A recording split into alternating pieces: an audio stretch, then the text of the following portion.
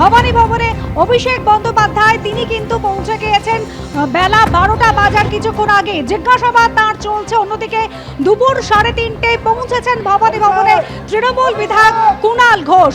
আমাদের প্রতিনিধি অনির্বাণ বিশ্বাস সরাসরি রয়েছেন আমাদের সঙ্গে। অনির্বাণ, একটা সম্ভাবনা কিন্তু তৈরি হয়েছিল অভিষেক বন্দ্যোপাধ্যায় এবং কুণাল ঘোষ তাদের দুজনকে মুখোমুখি বসিয়ে জিজ্ঞাসাবাদ করা হতে পারে, সেই সম্ভাবনা কতটা জোরালো হয়েছে? এই যে জিজ্ঞাসাবাদ, সেই সম্পর্কেই বা কি খবর?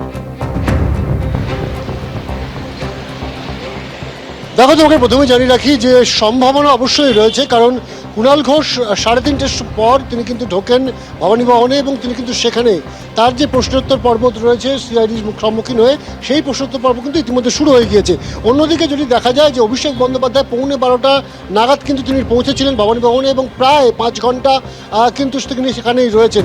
হয়তো এই যে দীর্ঘ সময় ধরে অভিষেক বন্দ্যোপাধ্যায় রয়েছেন এবং মূলত এই যে তদন্ত, অর্থাৎ সই জালিয়াতি তদন্ত বিধানসভা, সেই সই জালিয়াতি তদন্তে কিন্তু আজকে মুখোমুখি বসিয়ে দুজনকে জেরা করা হতে পারে বা দুজনকে জিজ্ঞাসাবাদ করা হতে পারে। জেরা করা বলাটা ভুল, কিন্তু জিজ্ঞাসাবাদ করা হতে পারে। কিন্তু সেই জায়গায় কুণাল ঘোষ কিন্তু নিজের অবস্থান ইতিমধ্যে স্পষ্ট করেছেন। তিনি কিন্তু জানিয়ে দিয়েছেন যে এর আগে সিআইডি তার বাড়িতে গিয়েছিলেন এবং যে রেজলিউশন বুক, সেই রেজলিউশন বুকে যে স্বাক্ষর করা রয়েছে কুণাল ঘোষের নামের পাশে, সেই স্বাক্ষর তিনি নিজে করেছিলেন কিনা কুণাল ঘোষ পরিষ্কার করে দিয়েছেন যে হ্যাঁ, সেই স্বাক্ষর তিনি নিজেই করেছিলেন। কিন্তু এখন সিআইডির প্রশ্ন যে তিনি যে স্বাক্ষর করেছিলেন সেই দিন তিনি ছাড়া আর কে কে উপস্থিত ছিলেন, কারা কারা স্বাক্ষর করেছিলেন এবং কারা কারা অনুপস্থিত ছিলেন, এবং যারা যারা অনুপস্থিত ছিলেন তাদের নামের পাশে তিনি কি দেখেছিলেন যখন তিনি সই করতে গিয়েছিলেন, যে যারা যারা অনুপস্থিত তাদের নামের পাশে কি আগে থাকতে স্বাক্ষর হয়ে রয়েছে অথবা সেই জায়গাটা ফাঁকা রয়েছে। আর যদি ফাঁকা থেকে থাকে তাহলে সেই জায়গাটা সই কে করছে, এই রকম তথ্যগুলো কিন্তু কুণাল ঘোষের কাছ থেকে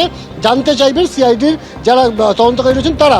এমনটাই কিন্তু আমরা সিআইডি সূত্রে জানতে পাচ্ছি। এবং সেই জায়গায় দাঁড়িয়ে এখনো পর্যন্ত আসল যে রেজলিউশন বুক, যে রেজলিউশন বুকের সন্ধানে কিন্তু বারে বারে কালীঘাটে গিয়েছে সিআইডি টিম। আমরা দেখেছি যে প্রাক্তন মুখ্যমন্ত্রী মমতা বন্দ্যোপাধ্যায়ের বাড়ি, তৃণমূল কংগ্রেসের দলনেত্রী তার বাড়িতে গিয়েছিলেন, সেখানে যে তৃণমূলের অফিস রয়েছে সেই অফিসে তল্লাশি চালানো হয়েছে।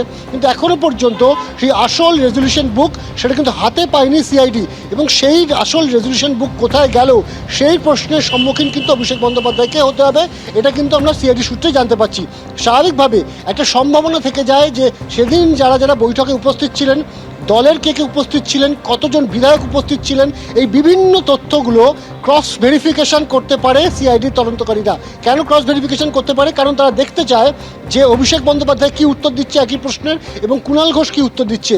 দুজনের উত্তরের মধ্যে যদি কোনো ফারাক থাকে সেইগুলো নিয়ে প্রয়োজন হলে দুজনকে সামনাসামনি বসিয়ে তারা তখন ক্রস চেক করার একটা প্রক্রিয়া করতে পারে। সেই সম্ভাবনা কিন্তু রয়েছে সিআইডি সূত্রে খবর। ধন্যবাদ অনির্বাণ।